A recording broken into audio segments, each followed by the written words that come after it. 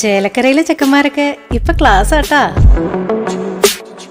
അതിനൂതന hi tech സാങ്കേതിക വിദ്യകളോടെ വൻ നഗരങ്ങളെ പോലും വെല്ലുന്ന സൗകര്യങ്ങളുമായി നമ്മുടെ ചേലക്കരയിൽ naturals beauty parlour, doctors tower, near bus stand, Chelakkara. Ottapalam മീറ്റ്നയിൽ അതിർത്തി തർക്കത്തിനിടെ സഹോദരങ്ങൾ തമ്മിൽ സംഘർഷം.